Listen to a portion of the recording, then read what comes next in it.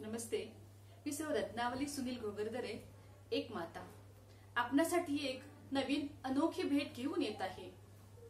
प्रत्येक व्यक्ती ही एकमेव असते, युनिक असते।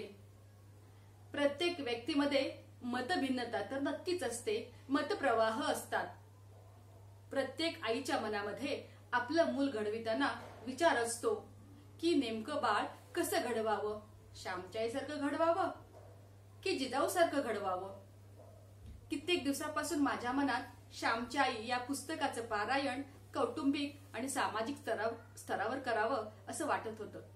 कौटुंबिक स्तरावरचं होऊन गेलं, परंतु सामाजिक स्तरावरचं करण्याचा आज संकल्प आपल्या या माध्यमातून मी केला आहे।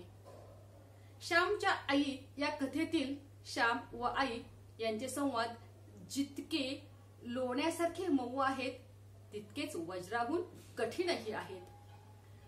आईच्या वाणीतून एक एक शब्द बाहेर पडावा आणि श्यामने तो अलगद उचलून आपल्या छातीशी कवटळावा, असा हा रोमांचकारी संवाद संपूर्ण पुस्तकामध्ये आपणास ऐकावयास मिळणार आहे।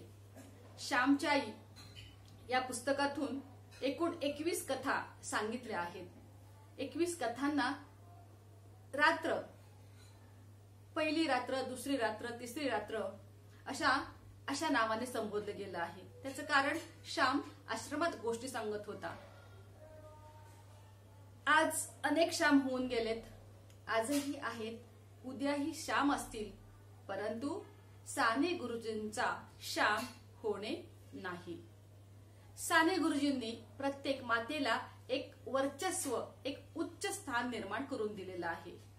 त्या स्थानाचा मान राखण्याची जबाबदारी आज आपणा सर्वांची आहे।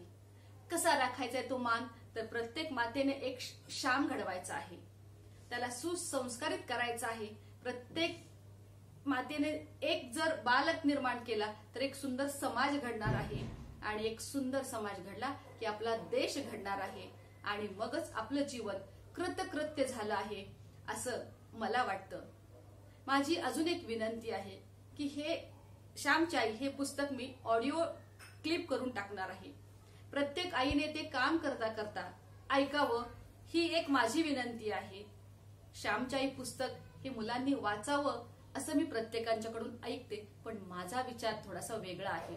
मला वाटतं श्यामने वाचण्यापूर्वी ते श्यामच्या आईने वाचावं, श्यामला आईने समजावून घ्यावं, आणि मगच त्या श्यामला ते पुस्तक हाती द्यावं। खूप सोपं केलेलं आहे, फक्त ऐकायचं आहे। काम करता करताही आपण ते ऐकू शकाल आणि सर्वजण हे ऐकाल अशी मी आशा करते। धन्यवाद।